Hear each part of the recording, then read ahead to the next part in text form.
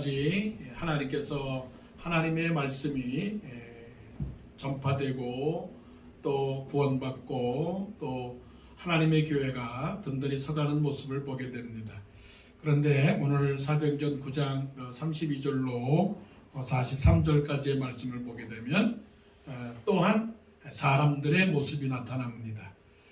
9장에서 사울을 부르신 다음 그 사울을 부르신 그 목적에 대한 또한 구체적 해석과 설명이 오늘 말씀 속에서 드러나게 되는 것이죠.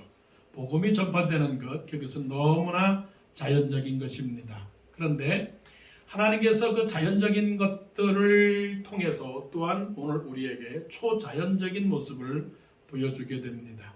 복음이 전파되는 것, 그것은 하나님의 뜻이고요. 교회가 성장하는 것, 그것 또한 하나님의 영광입니다.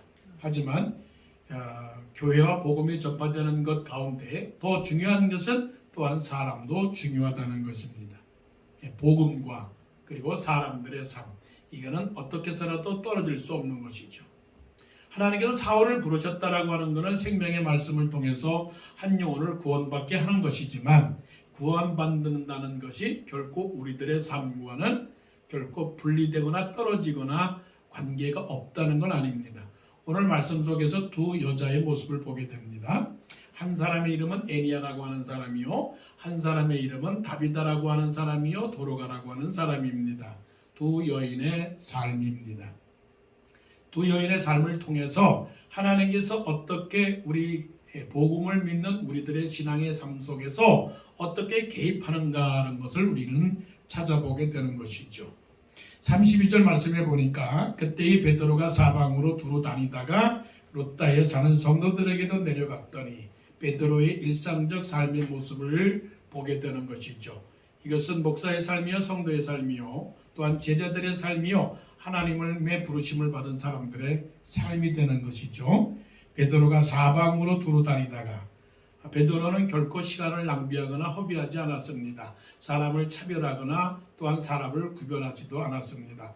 베드로는 하나님께서 원하시는 그곳이라면 언제든지 그 하나님의 부르심에 순종을 해서 하나님께서 가라가는 곳에 갔고 하나님께서 멈추라 하는 곳에 가서 멈추었습니다. 하나님께서 두루 사방으로 다니다가 어디에 갔습니까? 롯다에 사는 성도들에게도 내려갔더니 하나님께서 말씀하십니다. 하나님께서 베드로에게도 말씀하신 것처럼 우리들에게도 말씀을 하십니다. 오늘 주일날 예배드리라고 하는 말씀을 통해서 우리는 이곳에 왔습니다. 또한 하나님께서 우리들에게 또한 날마다 명령을 하십니다. 사랑을 전하고 봉사를 하고 충성을 하고 또한 처음 만난 사람에게 복음을 전하라고 할 때에 우리는 그 말씀에 순종을 해야 되겠지요. 하나님의 하시는 모든 일에는 다 목적이 있습니다. 베드로가 그냥 내려갔나요? 아닙니다. 창세전부터 예정하고 예비하시고 섭리하시는 그 하나님의 뜻을 베드로를 통해서 애니야 한 사람의 삶 속에 개입하기 위해서 베드로를 룻다에라고 하는 곳에 보내셨다라고 하는 사실이죠. 하나님께서 우리를 한국에서 태어나게 하셨지만 미국으로 보내시고 또한 미국도 워싱턴에도 살게 하시고 워싱턴에 살게 하셨지만 또한 메릴랜드에서 살게 하시고 버지니아에서 살게 하신 그 뜻이 그냥 있는 것은 아니라고 하는 사실입니다.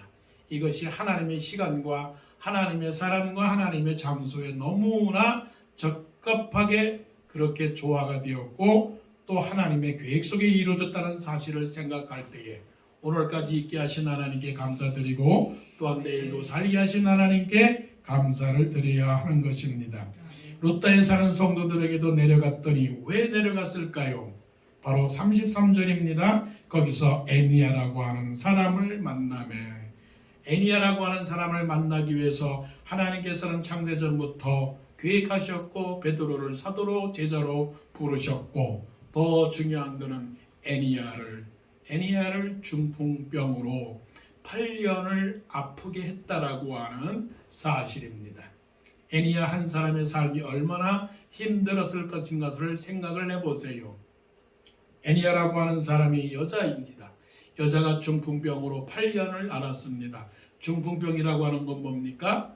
행동의 자유가 없는 사람입니다. 정확하게 나타나지 않았지만 말의 자유가 없고 손의 자유가 없고 걸음에 자유가 없고 그리고 모든 행동에 항상 제약을 받는 사람입니다. 그러니까 사람들이 생각할 때 유대인의 관점으로 보게 된다면 병자는 무엇입니까? 병자는 하나님의 벌을 받은 사람이 병자입니다.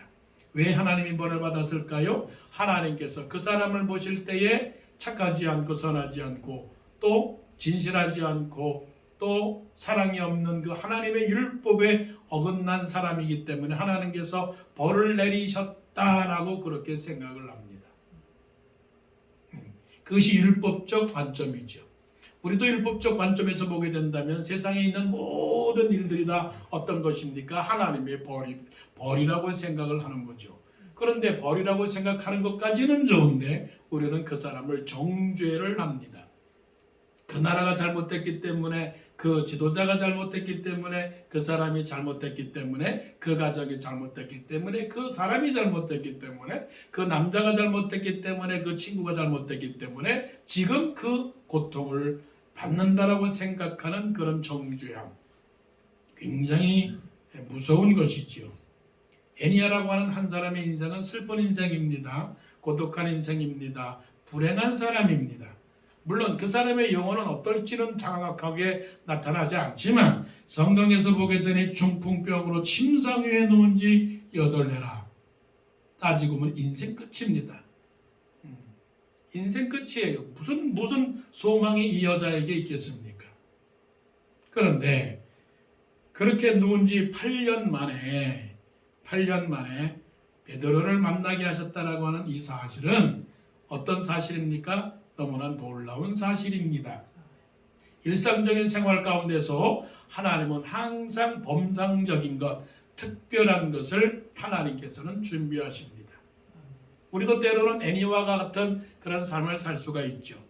애니와 같이 8년 동안, 때로는 10년 동안, 때로는 20년 동안, 때로는 일생 평생 동안, 어떤 경우는 죽을 그 순간까지 그렇게 고통하며 괴로워하며 살아가는 인생도 있을 것입니다. 그런데 어느 누구도 우리는 그런 인생을 불행한 인생이요, 모든 것이 다 절망적인 인생이라고 단정할 수는 없습니다. 왜냐하면 우리는 아직도 하나님께서 우리를 향해서 갖고 계신 그 계획이 무슨 계획인지는 알지 못하기 때문입니다.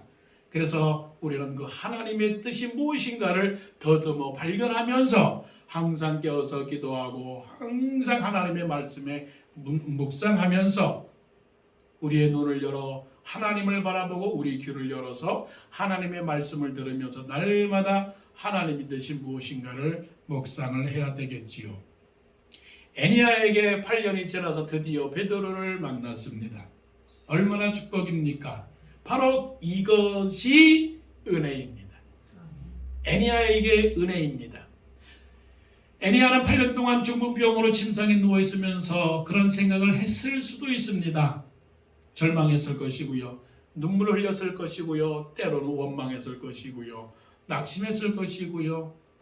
때로는 요즘 같아서는 자살을 해보려고 하는 시도도 했을 것이고요.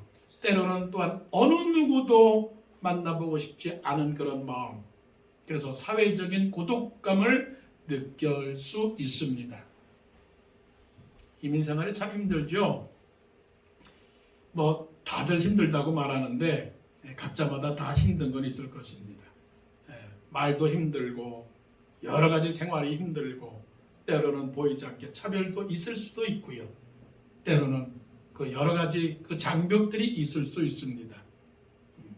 그런데 하나님께서 이렇게 놀라운 초자연적인 현상과 사건을 준비하고 계셨다면 이 말씀 속의 주인공 애니아가 바로 오늘날의 나라면, 바로 이 말씀 속의 주인공이 나라면 오늘 당하는 이 슬픔과 이 답답함과 이 절망감을 어떻게 하겠어요? 이길 수 있을 줄로 믿습니다.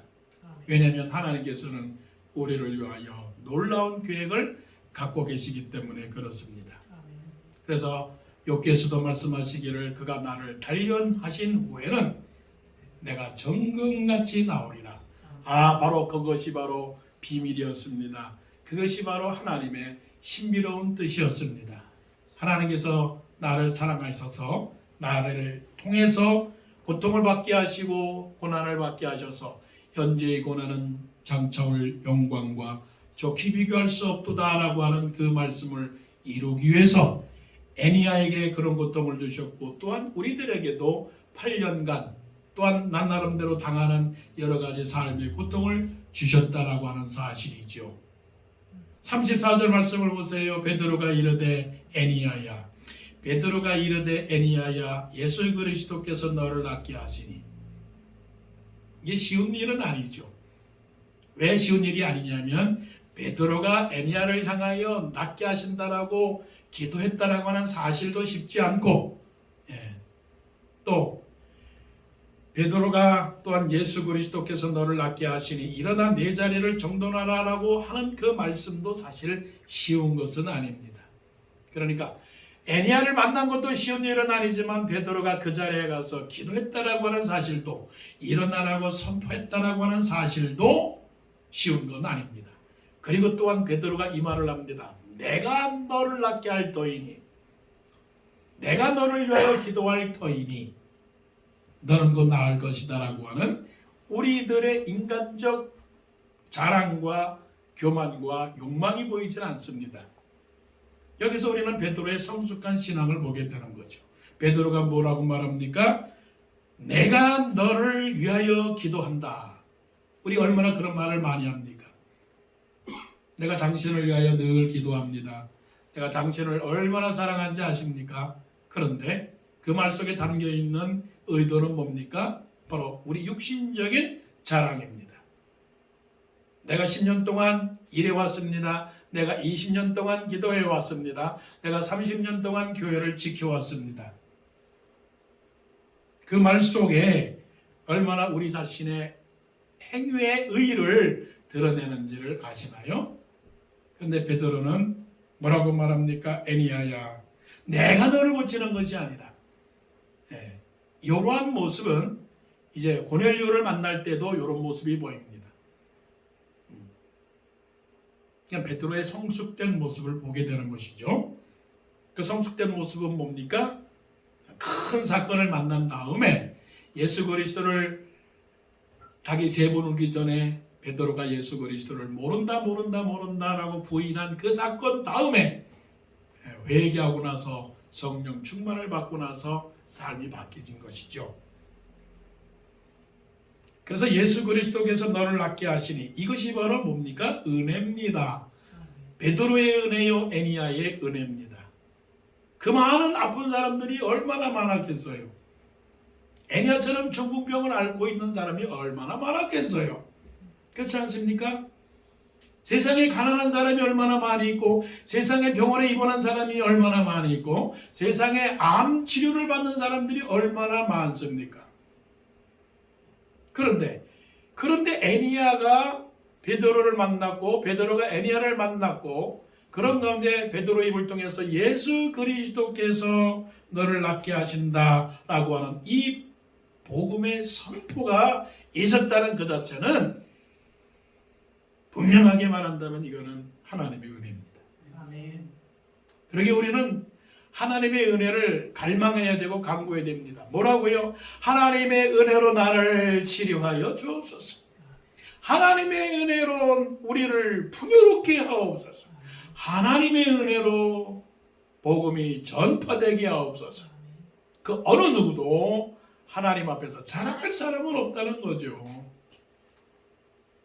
그래서 첫째도 은혜요, 둘째도 은혜요, 셋째도 은혜요.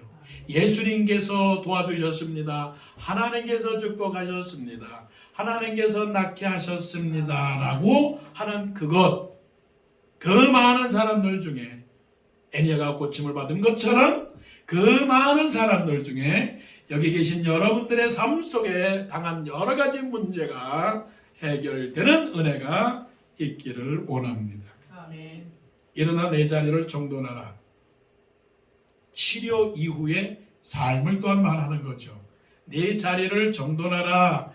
내 자리를 정돈하라 라고 하는 그 말씀이 어떤 말씀이냐면은 take care of your mat. 무슨 말씀입니까? 쉬운 말로 말하면 운동 경기장에 가서 열심히 응원하고 구경하고 그 다음에 뒷정리를 안 하는 것을 말합니다. 삶을 정리해라. 주변을 정리해라. 친구관계를 정리하라. 재물관계를 정리하라. 네 삶의 모든 것들, 하나님 앞에서 올바르지 아니하는 것들, 하나님께서 원치 않는 모든 것들을 take care of your mat. 우리는 하나님 앞에서 항상 질서정연하고 항상 정직하고 항상 충성하고 항상 성실한 그런 삶이 되어야 되겠죠. 자, 하나님의 은혜로 치료함 받았습니다. 그런데 치료함 받은 것 이후의 결과를 말씀합니다. 36절, 35절 룻다와 사론에 사는 사람들이 다 그를 보고 주께로 돌아오리라. 모든 목적, 하나님의 목적은 하나의 결과입니다. 하나님은 항상 하나의 목적을 갖고 계셔요.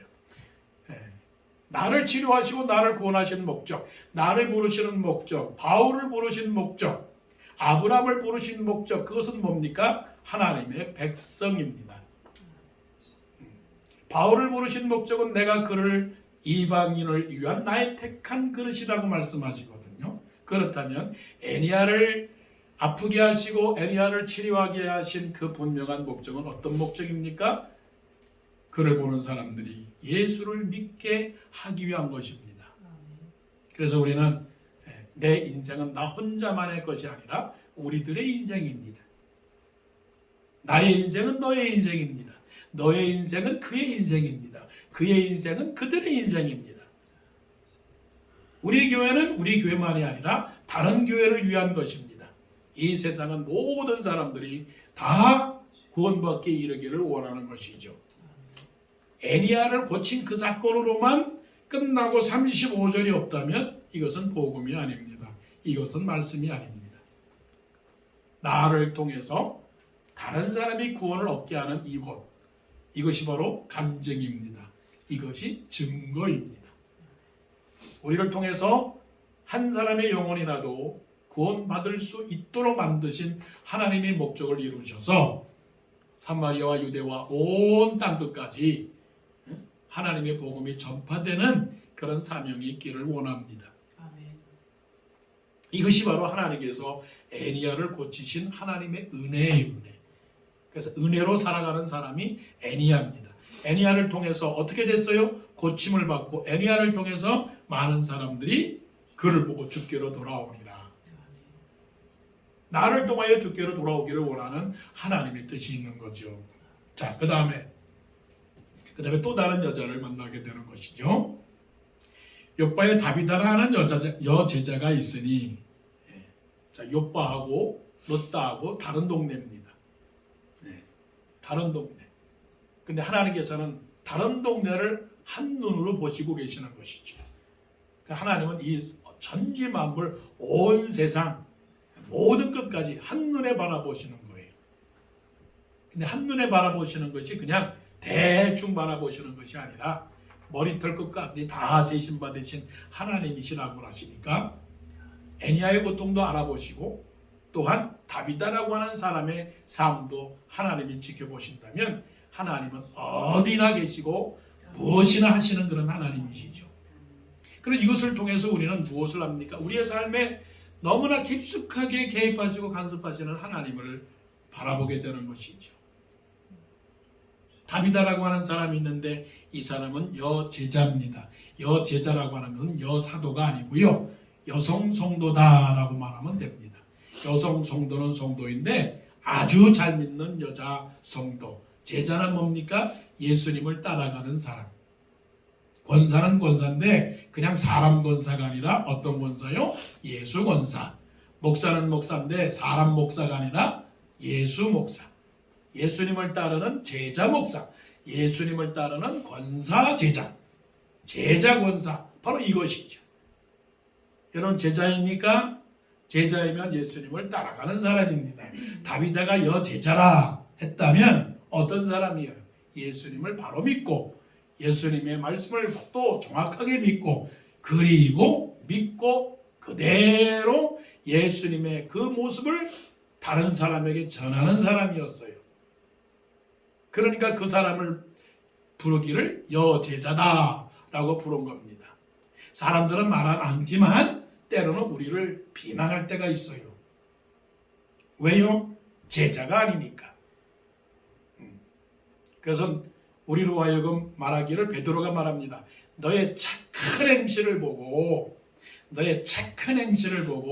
너희를 비방하는 자들로 하여금 예수 그리스도께서 오시는 날에 너희로 하여금 칭찬을 받게 할 정도로 너희가 그렇게 살아라, 그렇게 말씀을 합니다.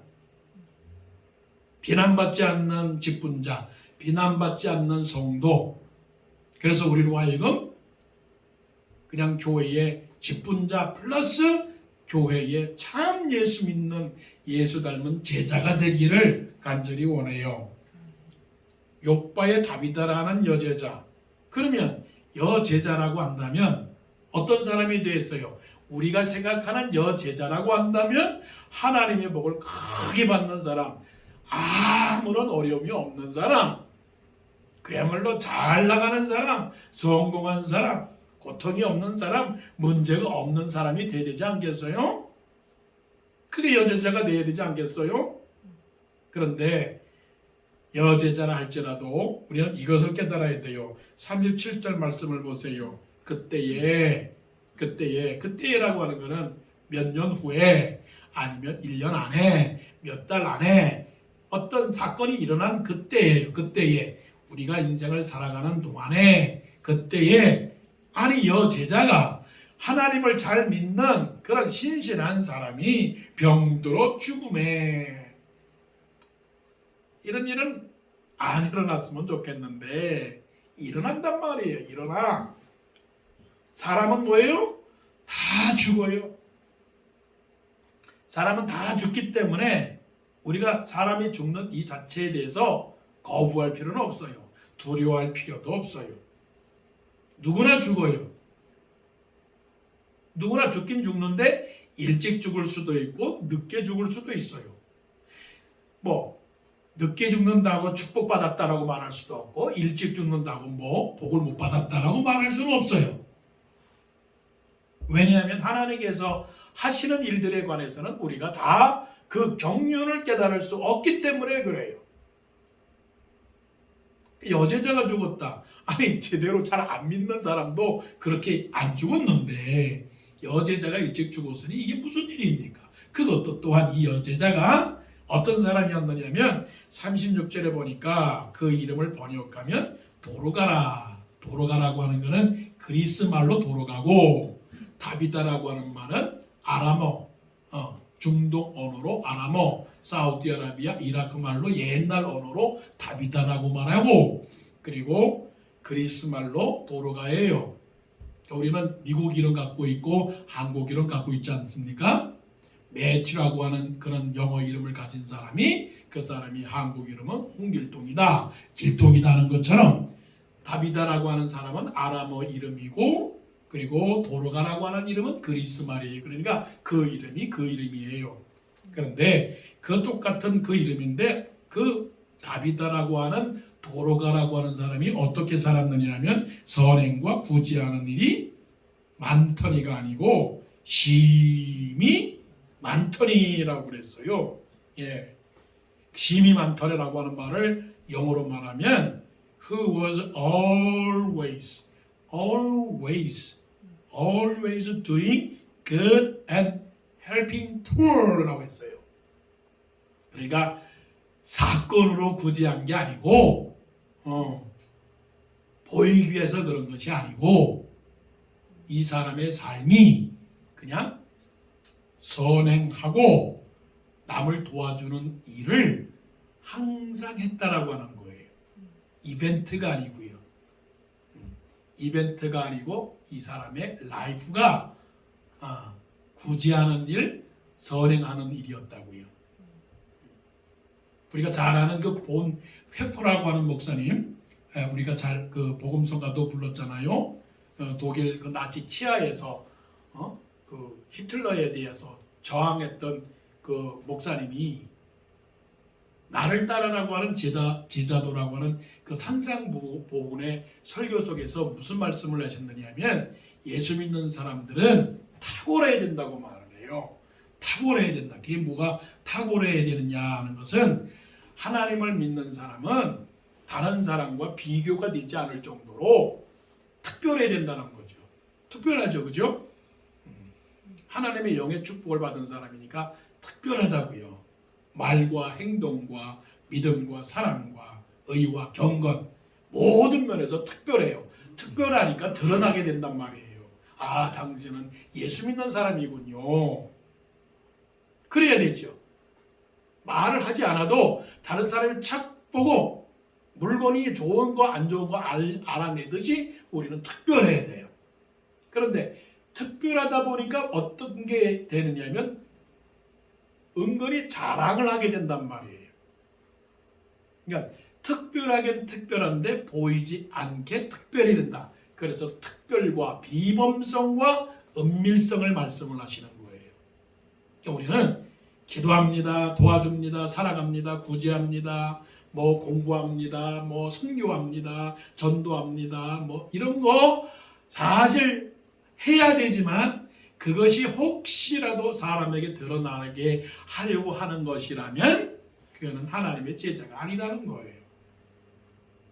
자, 여기서 도로가라고 하는 사람이 어떠했느냐?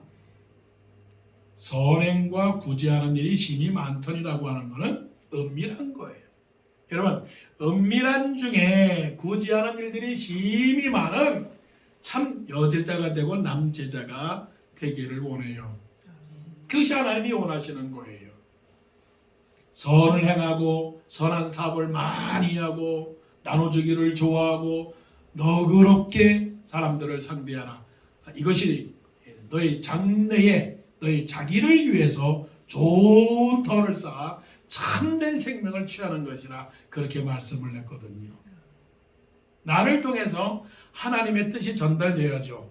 근데 문제는 어디 있느냐? 그럼에도 불구하고 아무리 착하고 아무리 똑똑하고 아무리 정직하고 아무리 신실해도 사람은 죽는다. 네, 사람은 죽는다. 그래서 우리는 뭐를 깨달아야 돼요? 겸손을 깨달아야 돼요.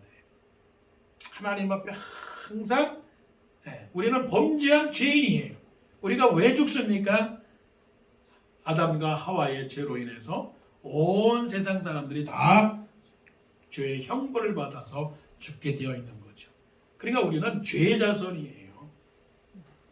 죄인의 자손이라고요. 그런데 죄인의 자손으로 육신은 죽지만 예수 그리스도로 말미암아 구원을 받았으니 감사도 해야 되겠죠. 그래서 늘 겸손하고 하나님께서 우리를 구원해 주신 것에 대해서 감사해야 되겠죠. 자, 이게 중요한 거는 오늘 일어난 일이에요. 오늘 일어난 일. 돌아가려고 하는 사람이 병도로 죽었다. 때로는 우리들처럼 비난할 수 있어요. 그것 봐, 하나님의 벌을 받았지. 뭐 교회 다니면 뭐해? 뭐 그렇게 잘 믿으면 뭐해? 그렇게 남한테 잘하면 뭐해? 그렇게 일찍 죽을 바에야 아예 시컷 혼자서 잘 먹고 잘 살지 뭐 그렇겠나? 이거는 하나님이 원하시는 것 아닙니다. 그 현실과 그 상황에 우리가 어떻게 대처하느냐가 중요한 것이죠. 그때의 병들어 죽음에 시체를 씻어 다락에 누이니라. 끝입니까? 아닙니다.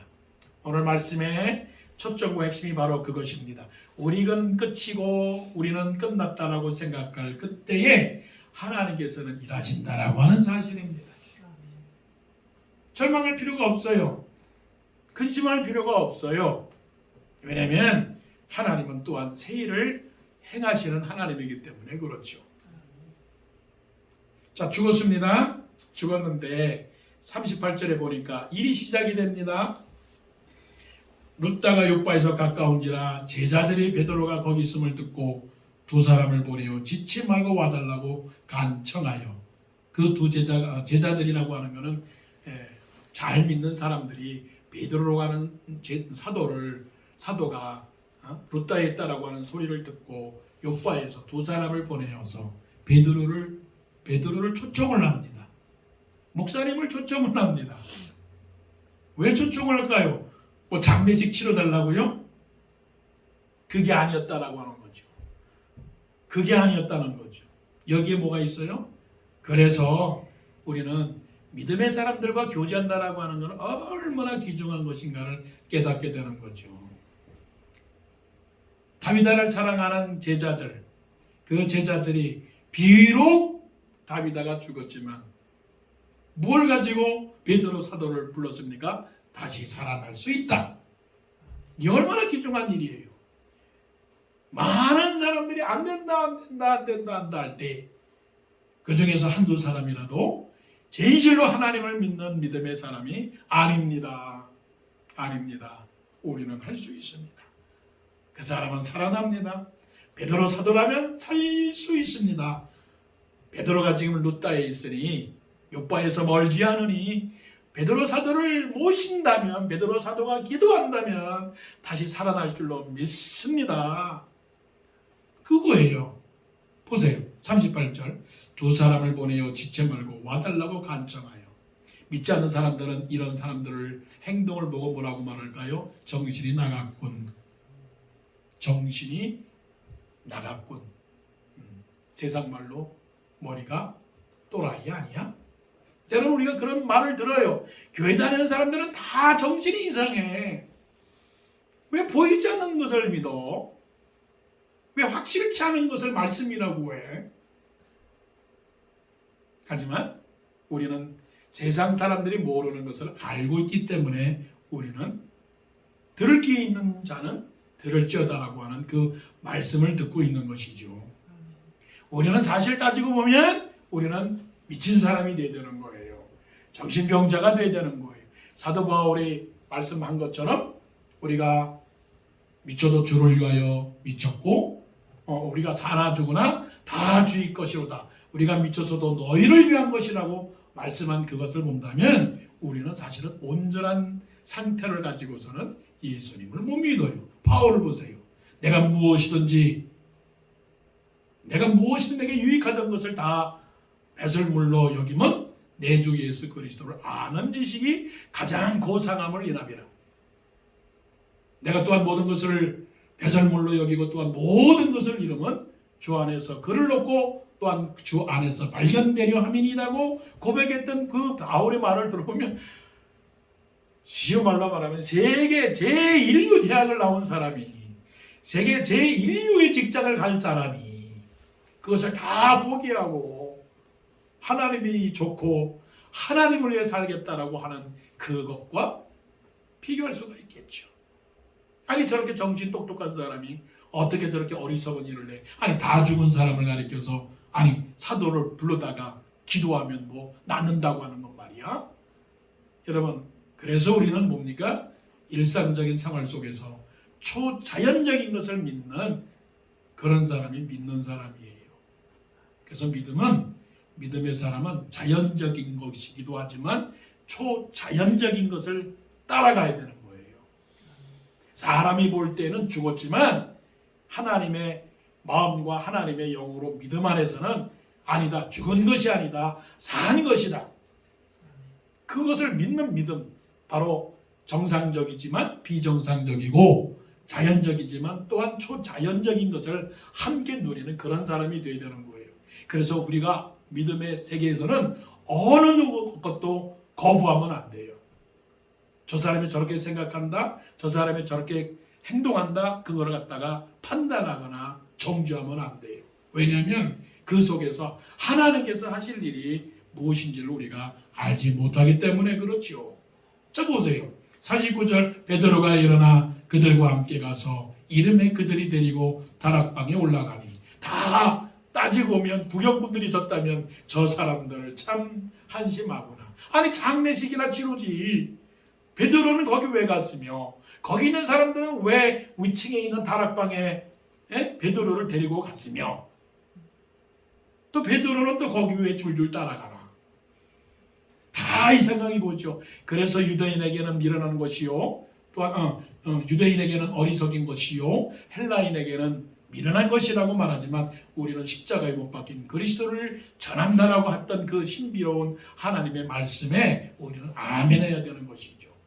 세상이 뭐라면 어때요? 우리는 하나님을 믿는 진리가 확고하기 때문에 그렇죠. 자 보세요. 그들이 데리고 다락방에 올라가니 모든 과부가 베드로 곁에 서서 울며 도로가가 그들과 함께 있을 때에 지은 속옷과 겉옷을 다 내보이거늘. 이게 거짓인가요? 아니에요. 도로가가 거짓으로 했나요? 진실로 한 겁니다. 그래서 진실은 언젠가는 나타나게 됩니다. 거짓도 나타나게 되는 거예요. 진실로 그들을 도와줬기 때문에 비록 다비다 도로가가 죽었지만 그 물건을 보면서 다비다를 생각하고 다비다를 기억하게 되는 것이죠. 그러니까 마음속에서 뭐예요? 다시 살아나 주었으면. 이거 중요한 말이에요. 누가 죽었어요. 근데 누가 죽었다라고 하는 소식을 듣고 우리는 어떤 느낌을 들은가요? 아, 갈 때가 됐구만.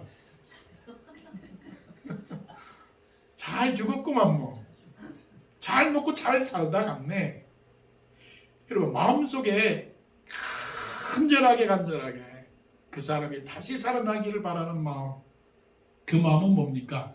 내 마음일 뿐만이 아니고 그 사람의 삶이 얼마나 하나님 앞에 올바른가를 생각할 수 있죠.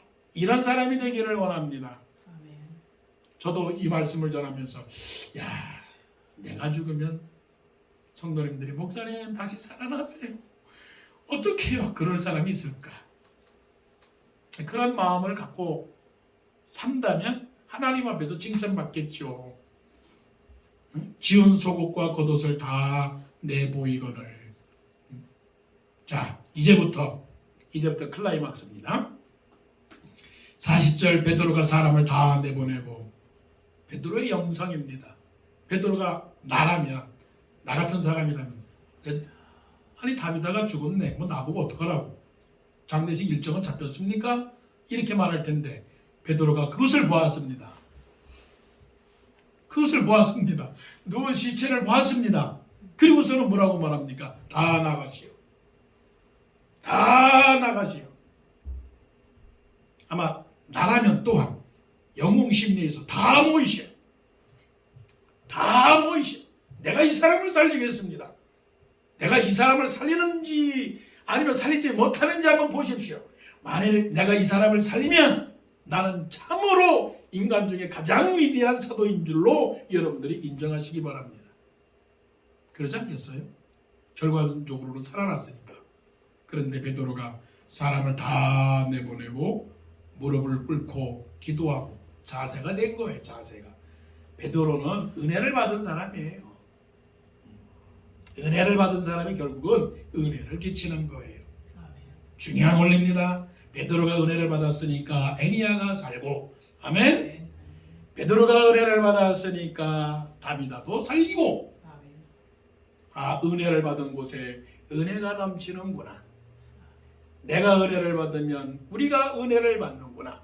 목사가 은혜를 받으면 성도가 은혜를 받고, 성도가 은혜를 받으면 은혜 받지 못한 목사가 은혜를 받고, 교회가 은혜를 받으면 세상 사람들이 은혜를 받는구나. 할렐루야.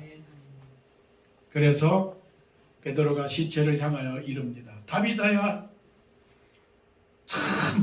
참 허공에다가, 정말 허공에다가 소리를 지르는 것처럼, 없는 것 가운데 있는 것처럼, 가난하면서도 풍요를 누리는 것처럼, 미련하면서도 지혜로운 것처럼, 다비다야 일어나라. 우리는 기도합니다. 하나님 우리를 축복하여 주옵소서.